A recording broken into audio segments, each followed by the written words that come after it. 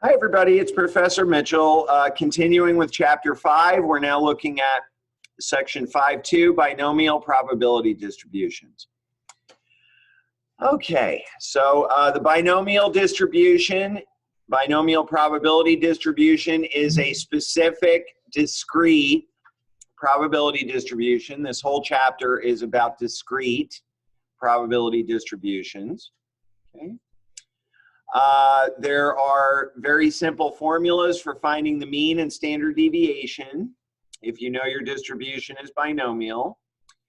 And I think we've done this a couple times before. We're going to talk about how do you know if you have a significantly low or significantly high number of outcomes. Okay.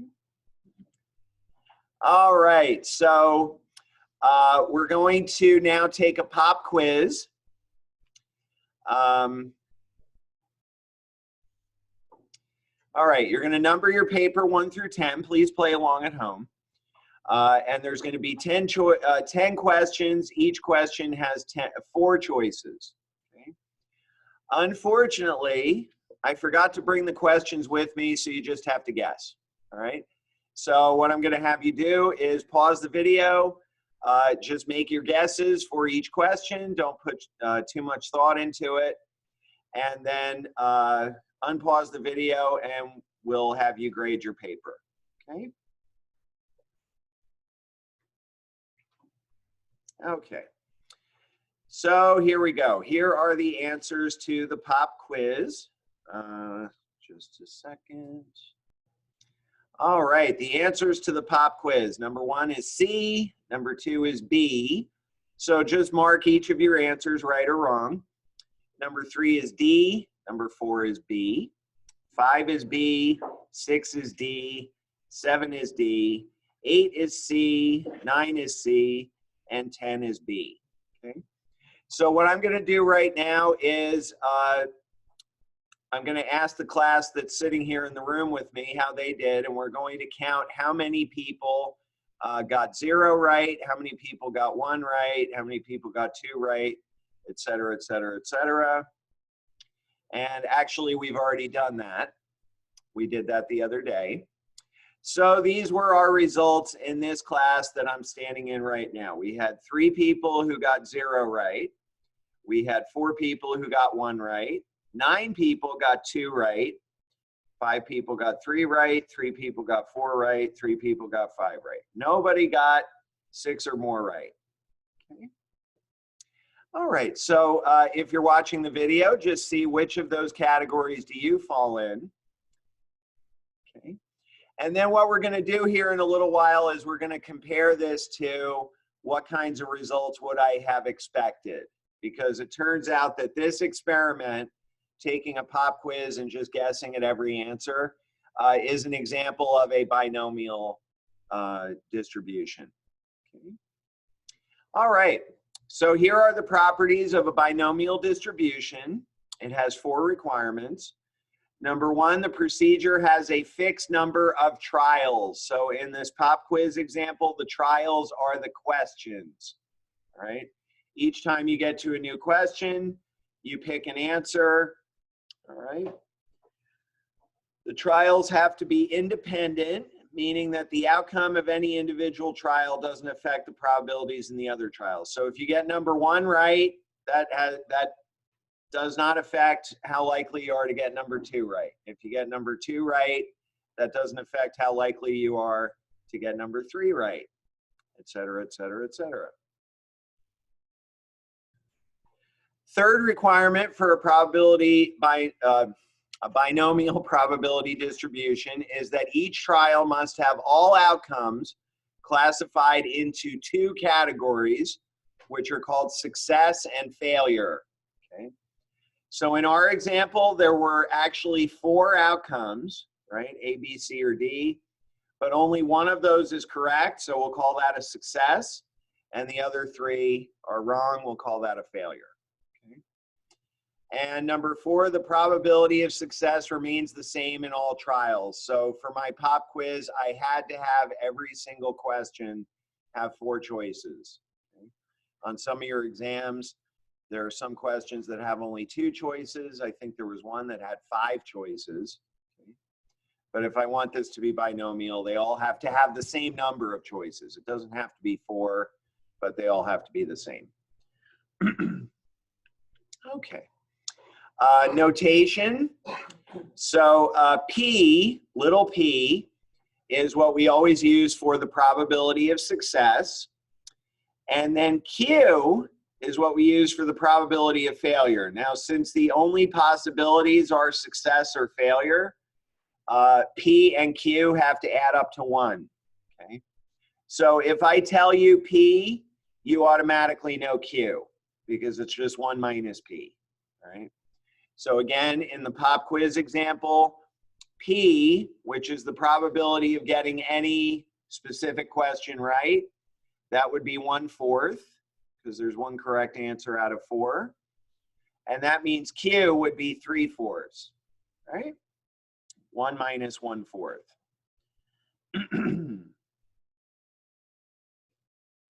All right, so here is, I think, all the notation we're going to be using. So we're going to use X to stand for a specific number of successes in N trials. So one of the examples we're going to do with the pop quiz is what is the probability of getting exactly 3 questions right. Okay, we had, I think, about 5 people get 3 questions right. So in that example, X would be 3.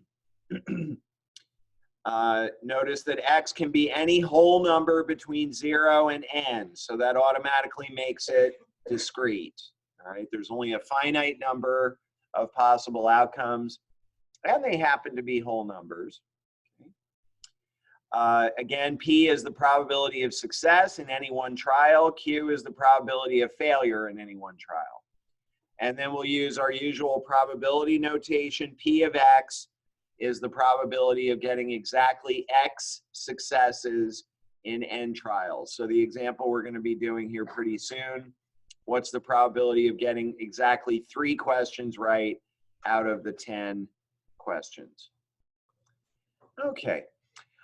The word success as used here is arbitrary and does not necessarily represent something good. In the pop quiz example, it does. Okay. Either of the 2 possible categories may be called the success as long as its probability is identified as P. All right. So let's say that you're the person who's in charge of studying the roads in Merced, and you've gotten some complaints that there's a particularly dangerous intersection somewhere in Merced. So you study to see how many accidents happen in a year at that intersection.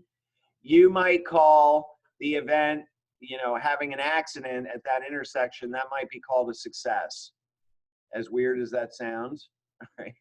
It really just means like the outcome of interest, not necessarily something good. Okay? So when using a binomial probability distribution, be sure that X and P are consistent throughout the problem, okay? So X is the number of successes, P is the probability of success. So once you decide which category of outcomes you're going to call a success, you need to stick with that throughout the problem. Okay. All right, so here's an example that has nothing to do with the pop quiz. So all we're going to do in this example right now is figure out what is N, what is X, what is P, what is Q. And then later on, we're going to come back to this example and actually find this probability. So when an adult is randomly selected with replacement, there is a 0.85 probability that this person knows what Twitter is. Okay. Suppose we want to find the probability that exactly 3 of 5 randomly selected adults know what Twitter is. So the first question, does this procedure result in a binomial distribution? So think back to those 4 requirements for what makes a binomial distribution. Actually, might be a good idea to go back and take a look at those. All right, so here that is again. Again, the example we're talking about right now is I'm going to ask 5 adults, have you ever heard of Twitter? Okay. So, number 1, the procedure has a fixed number of trials. Is that true? Yes, I think that's true. The fixed number of trials in this problem would be the 5 adults. I'm going to ask 5 adults, have you heard of Twitter? Okay. Number 2, the trials must be independent. So if I pick 5 random people, all right, and this person over here has heard of Twitter, does that have any effect on whether this person over here has heard of Twitter? No, it does not. Okay, so those trials are independent. Each trial must have all outcomes classified into 2 categories, success and failure. Either you've heard of Twitter or you haven't, right? Okay, and then the probability of success remains the same in all trials. All right, so here it's kind of important that it said with replacement. They didn't say exactly how big this population is. I have a feeling it probably doesn't matter all that much. But if I'm going to pull a person aside, ask them, have you ever heard of Twitter? They'll answer yes or no, and then I'll put that person back in the population. That means the probability of picking somebody who's heard of Twitter is always 0.85. Okay? Now, if you're talking about a really huge population, it really wouldn't matter whether it was with or without replacement. You may remember, I want to say that was somewhere in chapter 4, maybe in 4.4. If your sample is like less than 5% the size of the population, then it really doesn't matter if it's with or without replacement. Okay? But I guess they said with replacement so that we didn't have to worry about it. All right, so this procedure is a binomial distribution. So let's see, what is n? N is the number of trials. That would be 5, right? 5 trials. And we want to know what's the probability that exactly 3 know what Twitter is. So that would make x 3. Okay. Success is the person has heard of Twitter. Okay. So the probability of success would be 0.85, which means the probability of failure would be 0.15, right? 1 minus 0.85. Okay. All right, so here's all the stuff we talked about. 5 fixed trials. Trials are independent. Success or failure. And that probability stays the same. Okay, so n equals 5, x equals 3. P is 0.85, and Q is 0.15. So just a note on that last example, be sure that X and P both refer to the same concept of success. So X is the number of people who have heard of Twitter. P is the probability that a specific person has heard of Twitter. Okay. All right. Here's that guideline that I was referring to a minute ago. When sampling without replacement, and the sample size is no more than 5% the size of the population, you can treat the selections as being independent, even though technically they're not, okay? Because if your sample is less than 5% of the population, then picking out a person and then not putting them back is not really going to change the probability that when you pick another person, that person has also heard of Twitter. It'll change it just a little bit, but not really enough to matter all that much. Okay, so now we're going to develop the formula that we need to actually find that probability and other things like it. So I'm going to do this in terms of the pop quiz. All right, and we're going to talk about what's the probability of getting exactly 3 right. So there were a few people in this room who got 3 right when we did this the other day. Maybe you watching at home got 3 right. Okay, so here is one way to get 3 right. This is just one way, okay? You get the first 3 right, and then you get all the rest of them wrong. Okay, that's one way. The probability of that particular outcome would be 1/4 is the probability of getting number 1 right. 1/4 is the probability of getting number 2 right. 1/4 is the probability of getting number 3 right. So the probability of getting the first 3 right is 1/4 times 1/4 times 1/4. Okay.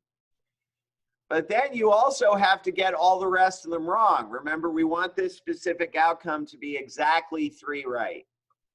So the probability of getting number 4 wrong is 3/4. Probability of getting number 5 wrong is 3/4. Probability of number 6 wrong is 3/4, et cetera, et cetera, et cetera.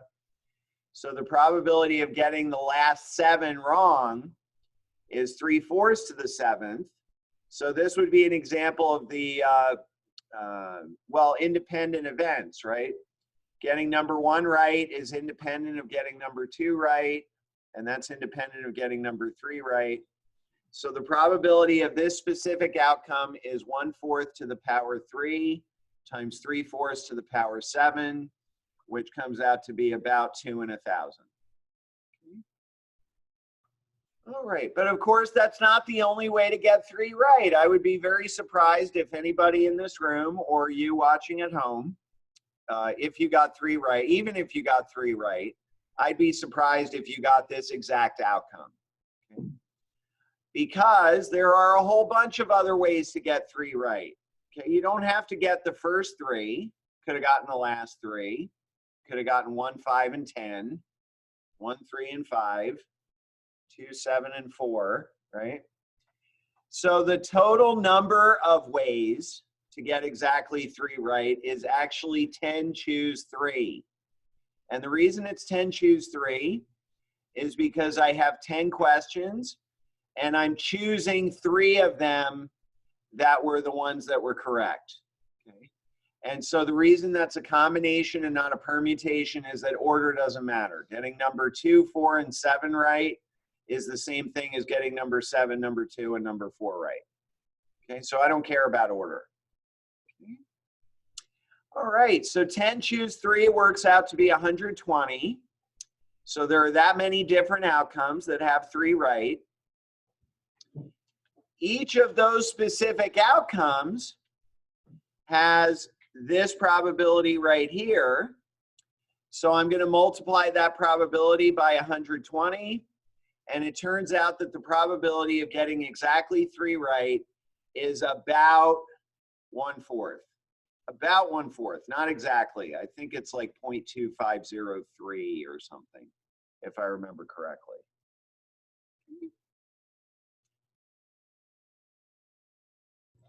Okay, so here is the formula for finding a binomial probability.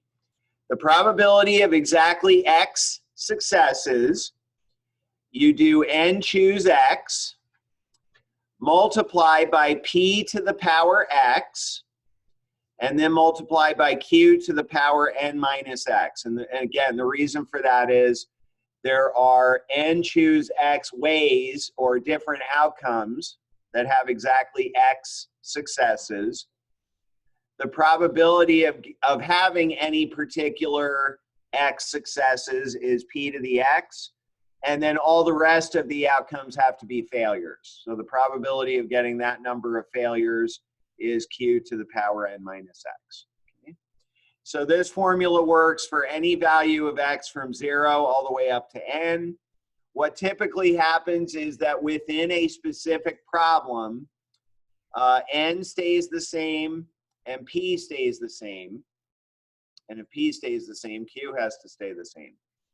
What may change throughout the problem from like part A to part B to part C is the value of X. So part A might ask you what's the probability of 3 successes, and then part B asks you what's the probability of 5 successes. Okay? So X may change throughout the problem, but the other things won't. Okay, so again, n is the number of trials, X is the number of successes, P is the probability of success in any one trial, Q is the probability of failure in any one trial. Remember, Q is always 1 minus P.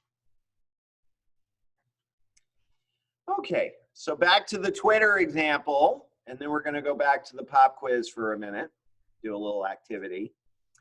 Given that there is a 0.85 probability that a randomly selected adult knows what Twitter is, use the binomial probability formula to find the probability that when 5 adults are randomly selected, exactly 3 of them know what Twitter is. Okay. So use the formula that we just looked at to find P of 3. Given that N is 5, X is 3, P is 0.85, Q is 0.15. All right, so I got my calculator up. First thing I need to put in is 5, choose 3. You're also going to see this worked out on the PowerPoint here in just a second. 5, and then remember to get NCR, you go into Math, and then go over to PRB. If you're using a scientific calculator, there's a PRB button, at least on the one I have. And then go down to NCR. Okay. Now I'm just going to go ahead and hit times. And then I'm going to say 0.85 to the power 3. And then I'm going to say times 0.15 to the power 2, right? 5 minus 3 is 2. All right, so if I did this correctly, the probability that when you ask 5 adults, have you ever heard of Twitter, that exactly 3 of them say yes, is 0.138. All right, so here's how they did it. They actually did not use the built-in NCR formula in the calculator. They just used the actual formula for NCR, okay? Works out to the same thing. Okay. So you crunch all those numbers, comes out to about 0.138178. So if we're rounding to 3 significant digits, 0.138. So the probability of picking exactly, when you pick 5 adults, that exactly 3 of them have heard of Twitter is about 0.138. All right, back to the pop quiz. So think back to how many questions did you get right on the pop quiz. So I hope you played. And what you're going to do now is find the probability of getting that number right by chance using the formula that we just talked about. Now, if you happen to get 3 right, I kind of stole that example. So if you got 3 right, what I will ask you to do instead is find the probability of getting 6 right. There was nobody in this class that got 6 right, so we can do that one. And then once you've done that, we'll come back, we'll compare notes, we'll ask everybody what did they get for that, and we'll compare it to what we actually observed in our class. So go ahead and pause the video, try that, and then we'll come back and compare notes. All right, so hopefully you were able to find the probability for at least your specific number, whatever you got. And here they are. So it turns out that the probability of getting none right is actually about 0.056. In the class that's sitting here in front of me, it was higher than that. It was about 0.111. Probability getting 1 right is about 0.188, kind of close to what we saw in the class sitting here. Okay. 0.282. Here's the one we did earlier, 0.250, 0.146, 0.058, 0.016, and then these ones are really, really low. All right, so another way to find binomial probabilities is using technology, okay? Now, depending on, what statistics class you're taking, most of the time, the only technology you have access to, say, during an exam is just a calculator. It could be a scientific calculator, it could be a graphing calculator. But if you're doing homework, you have access to other kinds of technology, okay? So what I'm going to show you here, there is one slide that has different, we'll show you different things, different ways to find it using technology. My favorite is Excel. I love Excel. Okay. So this is the Twitter example. Okay. Pick 5 adults, ask them if they've ever heard of Twitter. Okay. So here are a few different technologies that will help you find that probability. So one of them is a program called StatDisk. Another one is a program called Minitab. Okay. Here is a graphing calculator. It looks to me like what they did was they put the numbers 0 through 5 into a list, and then they programmed the binomial formula probably into the y equals space. I want to focus on this one right here.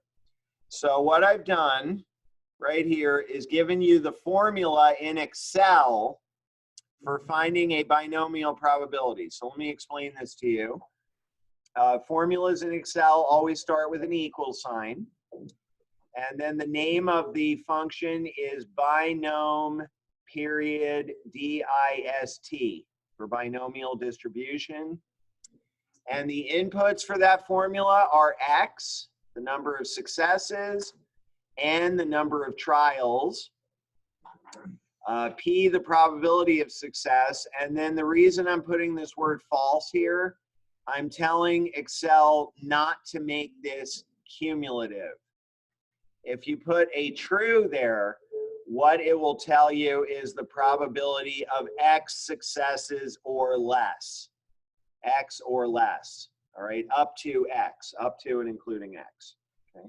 So if you want them separated out, probability of 0 successes, 1 success, 2 successes, you put false there. And I'm going to show you another example using Excel that I did. Okay. All right. Okay, so here's a good example for technology. We previously noted, I don't remember doing that, but apparently at some point we did, that between 1974 and 2011, there were 460 NFL games decided in overtime. 252 of them were won by the team that won the overtime coin toss. So the question is the result of 252 wins in 460 games, could that happen by chance? Is that likely to happen by chance? Or is that number of wins significantly high? Okay. And we're going to assume at first that winning the overtime coin toss does not put you at an advantage for winning the game. So winning and losing, we're going to assume that those are equally likely. Okay. So I'm going to do this problem using Excel. What I'm going to tell you about next time is this table A1. I'll show that to you in part 2 of this video. We wouldn't be able to use it in this problem anyway. Okay. I'll show you how to use it in a different problem. Okay. So we want to find the sum of all probabilities for each value of x from 252 to 460. So that would be a nightmare using the formula. You would have to use the formula 209 times and add them all together. So what I'm going to do instead is use Excel. Okay. So the Excel page display on the next page shows that the probability of 252 or more wins in 460 games is 0.0224. So let's have a look at that. Okay. All right, so here's a screenshot of my Excel when I did this. So this time I am using the cumulative version of the formula. Okay. So the way the cumulative version works, remember we're trying to find the probability of 252 or more successes. That's not the way the formula works. The formula will give you a specific number or less. So I'm going to have to use the complement rule. All right. So I'm asking Excel, what's the probability of 251 or fewer wins? So the way that you do that is binom.dist 251 successes out of 460 trials. Probability of success is 0.5. And then I'm putting true here to make it cumulative. So the probability of 251 or fewer wins is about 0.9776, okay? Which means that the probability of the complementary event, 252 or more wins, is 1 minus that. 1 minus 0.9776 is about 0.0224. So what that means, our sort of working definition of what is an unusual event is anything that has probability 0.05 or less. Since this probability is less than 0.05, we're going to say that that's an unusual event. 252 is unusually high. Okay. So what that tells me is that maybe my assumption that wins and losses are equally likely was wrong. And maybe it's true that the team that wins the overtime coin toss has an advantage in actually winning the game.